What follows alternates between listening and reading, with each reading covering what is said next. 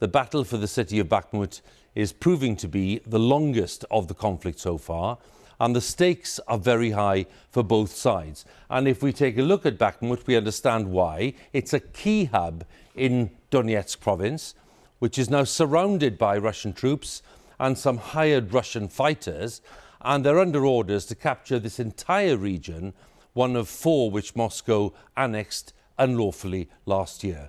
And Ukrainian troops are in trenches, many of them, resisting the Russian advance, with huge casualties being reported.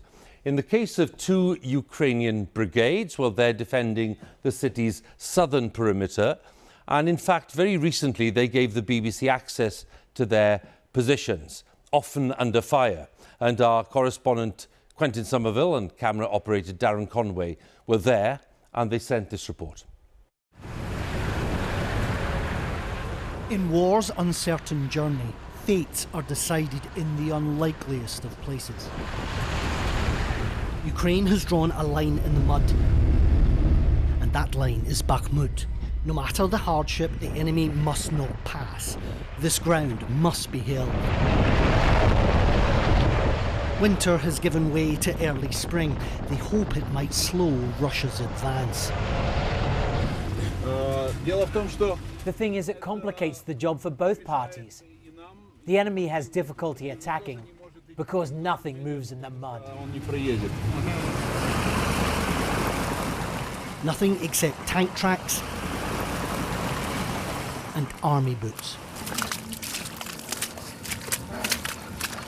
The mud's unreal. It pulls you this way and that way. It's a trap for men, for vehicles. It makes moving around this battlefield almost impossible.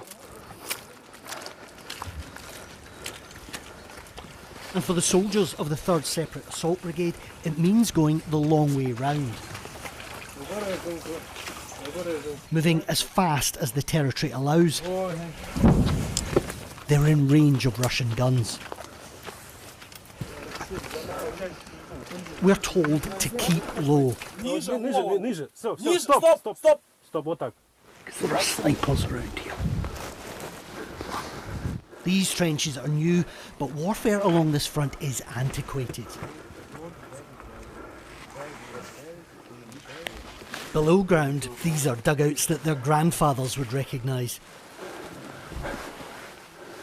But by digging in, they've tied up Russian forces here and held Bakhmut longer than many expected. Hi guys. But it isn't just the conditions that are basic. This is a 21st century war being fought with 19th century weaponry. It's Maxim's machine gun, 120 years of history of killing Russians. Weapon from First World War that uses in Third World War.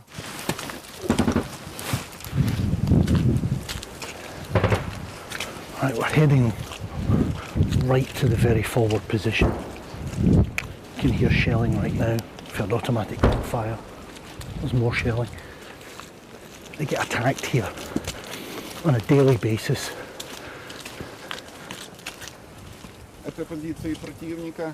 There are the enemy positions, so let's move very fast. Okay.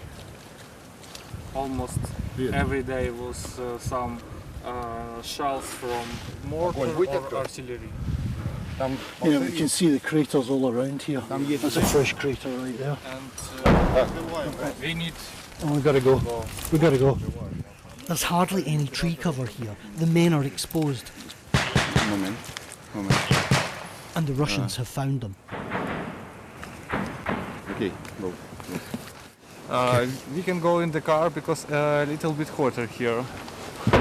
And keep down.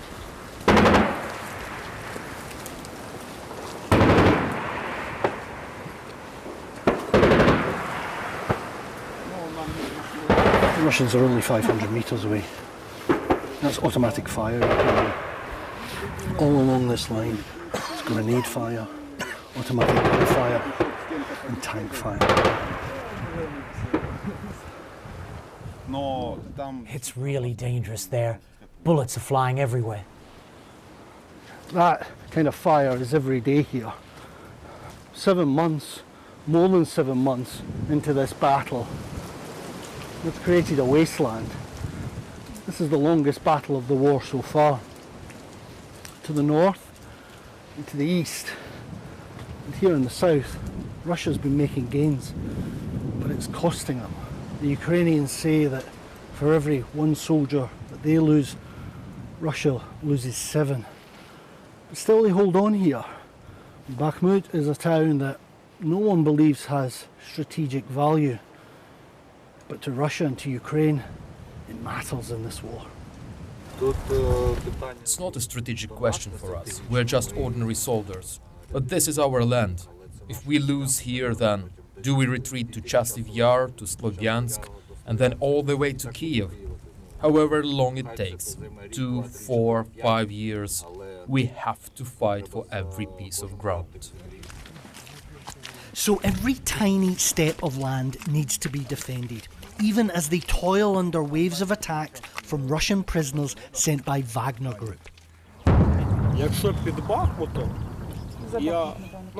We were in combat every 2 hours. As far as I understand, they were Wagner. We were fighting them. And without overestimating our achievements, I would say a single company was killing 50 of their men a day. We checked the figures. They are awful numbers. They're outgunned and outnumbered, but for now unyielding. In Bakhmut, like in the rest of this war, they've grown used to the odds being against them. Quentin Sommerville, BBC News on the outskirts of Bakhmut.